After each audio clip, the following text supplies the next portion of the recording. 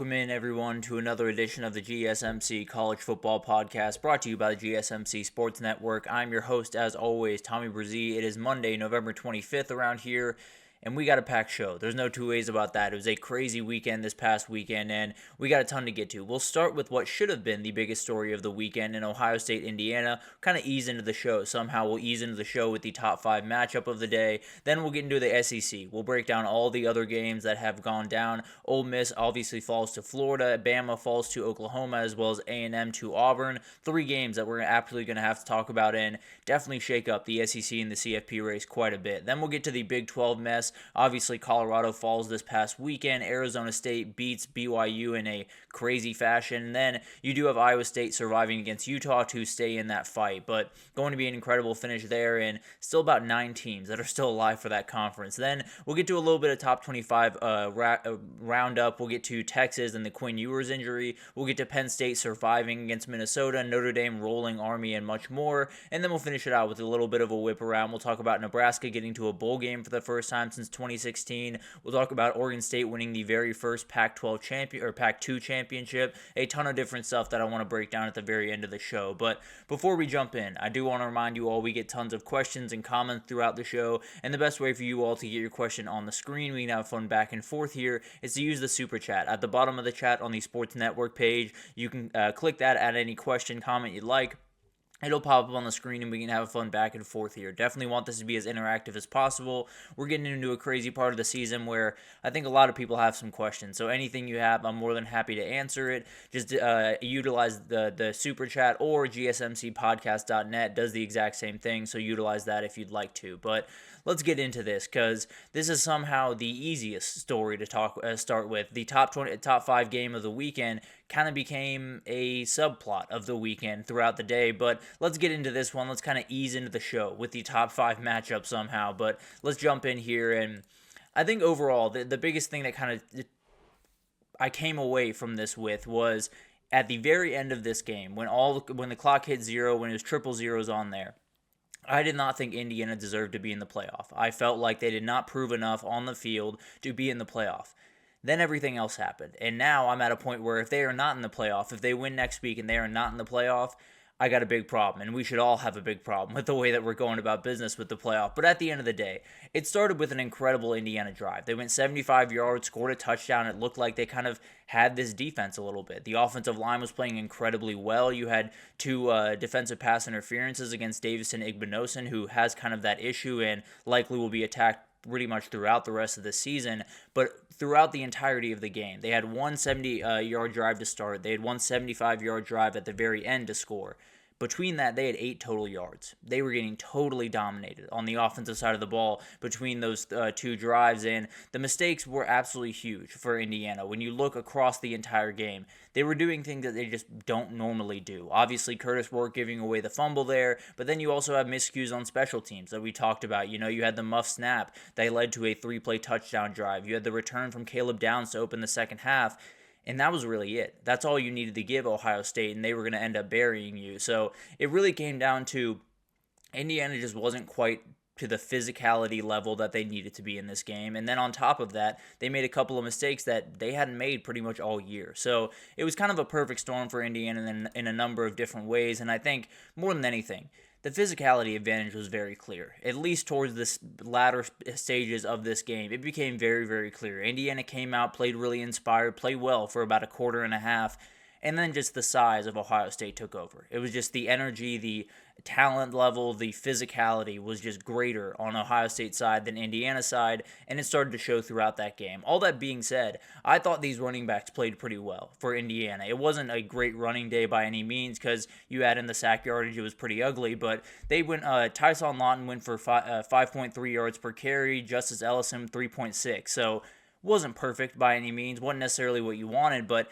if you avoid some of those sacks, if you avoid some of those negative plays, probably was going to be enough to possibly win you this game. Obviously, it had to be a ton cleaner in a ton of different areas, but in terms of what the running backs did, I don't think it was all that bad from the run game. But for Ohio State, I mean, the defense was all over the place. That was absolutely incredible. But to me, the offensive line might have won the day. They had 4 yards per carry, no sacks allowed, not a ton of pressure on Will Howard throughout the game. It was really, really incredible. And obviously, they're going to have to keep getting better. The defensive line that they're facing next week might be a touch better than Indiana. So they're going to have to battle through this, and they're going to have to keep getting better as a group. But a very good first test for them, and they passed with flying colors. And then overall, really impressive stuff from the Ohio State defense. That was really what dominated the day. They kind of struggled early on that first drive, but 5 sacks, 8 tackles for loss, a turnover forced, a very clean performance overall from this Ohio State team, really. And then in that first drive for the defense, I think they played like they knew they had to win the game.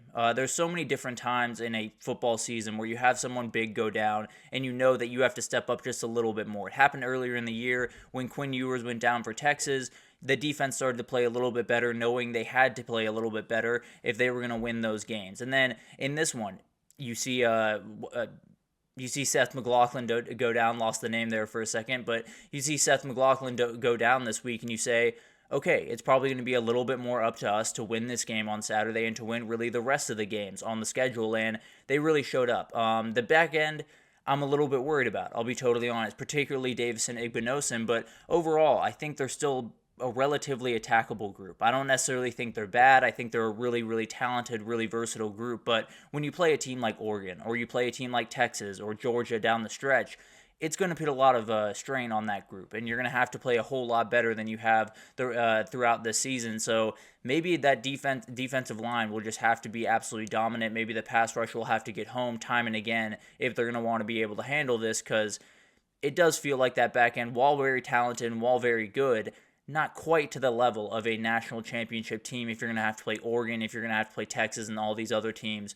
with elite wide receivers pretty much all over the place. So a lot of different things going on, but the biggest thing for me was Ohio State proved who they are. They are a true title contender. Frankly, it might just be them and Oregon right about now when you watch the rest of how this week unfolded. But at the end of the day, this team is as for real as we thought they were going to be coming into the season. It was a little bit touch and go there for a minute. The Oregon game wasn't all that pretty, but when you look across their games, they've been really consistent. It hasn't necessarily been super pretty throughout the entire thing, but they probably played about as consistent football as just about anyone in the country. And I think there maybe haven't been like the buzzsaw that all of us expected them to be, and the offensive line injuries have had a lot to do with that. But overall, you got to feel great about this team. You got to feel like this team can win a national title. The offensive line troubles are a big worry for me and definitely make me lean a little bit more towards Oregon. But at the end of the day, everything's still on the table for this team. They had 3 goals when they set out. It was to beat Michigan, to win the Big Ten, and to win the national championship. Next 2 weeks they can knock off 2 of those goals, and then they got the final one at the end of the road. But going to be incredible to watch this team unfold. And let's get to the elephant in the room, because that's the thing that everyone wants to talk about. That's the thing that everyone is interested in. I think Indiana deserves to be in the playoff. And when I finished this game, I did not think Indiana deserved to be in the playoff. But you look back at what they have done all season, and yes, it has not been the toughest schedule by a mile. It has been a relatively, I don't want to say easy, but it has been a manageable schedule at the very least. They have played incredibly well against that schedule. They have played really, really clean football, and I'm looking around the country, and I cannot find a team that has played really clean football pretty much the entire year, has not lost one of these games they're not supposed to lose, other than those 4 teams in the Big Ten, really. Those are the teams that have kind of handled their business outside of the games that hypothetically they were supposed to or could have lost with the Ohio State-Oregon game. Everyone up there is just kind of handling their business, and I do think it speaks to a little bit of the division of the conference where you have those 4 teams and then everyone else pretty much, but still, those are the teams that are handling business. They're not getting beat by the teams they have no business getting beat by. They're handling the teams that they're supposed to beat. I think Indiana deserves to be in, and I think if they don't get in, we have a really bad problem on our hands, because if they don't get in, it means a 2-loss Clemson got in, or a 3-loss Alabama got in, or a 3-loss South Carolina got in, and that just can't happen. All due respect to all of those teams. Indiana has played really great football. Saturday was not their day, but you take away some of those mistakes on the special teams, this is a much more tight game, and although Ohio State missed their fair share of chances, no doubt about that, but I do think this is one of those games where it didn't go all that pretty for Indiana on the field, and if Ole Miss, Alabama, and A&M didn't lose, then maybe we're having a more real conversation here, but Indiana's got to be in. As long as they beat Purdue next week, I expect them to be in, and I expect them to probably be traveling somewhere, maybe even to one of those SEC schools for a game in the CFP. But keys to the game, how Ohio State was able to get this one done. Efficient Will Howard. That's all you need. He does not need to be special. He does not need to take over games. Obviously, his legs are going to have to become a bigger part of this offense with the offensive line struggling, but it's just about taking care of the ball. He had 1 interception on a tipped ball, but 3 total touchdowns, 200 yards passing, 22 for 26. That's as good as you could possibly ask. If he's protecting the football and your defense is playing to that level, you can absolutely win a national title. No doubt about that. Now, the offensive line is going to have to continue to come along, but they look really good right now. They'll have bigger tests coming up, no doubt about that, even one this weekend against Michigan. But at the end of the day, this is going to be a really, really good team and one that I firmly expect to be in the final 2 games, I suppose, in the season, get at least to the semifinal of the CFP. But then the special teams advantage, it was very clear. Indiana gave up 14 points just off their punt team making errors, where it was a muff snap by James Evans, the punter, and then the punt return from Caleb Downs that was downright special. The first one Ohio State's had since 2014, and if you remember back to 2014, something rather special happened that season over there at Ohio State. So we'll see if they can follow suit there. But finally, the physicality advantage down the stretch was just very clear. Indiana came into this game knowing that they're not quite as big as the other team on the other sideline. It didn't show itself for the first probably quarter and a half, and then you got after halftime, and it really started to show. You saw that Ohio State was just a little bit bigger. They were just a little bit more physical, and especially defensively, they were just a little bit more talented. So at the end of the day, it went roughly the way that I expected it to go. I knew Indiana was going to come out of the gates flying. I knew they were going to be playing really hard. I also knew Ohio State probably had a little bit more to give in the fourth quarter. So overall, didn't necessarily learn too much about these teams on Saturday. I think what I did learn is this Ohio State offensive line has been incredible. I think when you take into account all of the things that have happened this season with the injuries and all of the different moves around, and even Will Howard coming in as your new starting quarterback, a lot of things that they had to deal with, and they were able to handle it all. And obviously got a big win here, obviously some bigger tests coming up, but a huge win. And where do they go from here? I think the biggest thing is all 3 goals are on the table for Ohio State. You can still beat Michigan, which if you don't beat Michigan, ooh, buddy, Ryan Day's got some problem on his hands. But then you do have to win the Big Ten. You got to get revenge on Oregon, and then you'll be the number 1 seed. You could go on and win the national title. That is the goal of Ohio State the rest of the way, and I think they're pretty well set up to do it right about now. Now, you got to handle goal 1 this weekend, then you get goal 2 next weekend, and then it's going to take a while for goal 3, and you might have a hard path to get there, but going to be incredible to watch this team. For Indiana,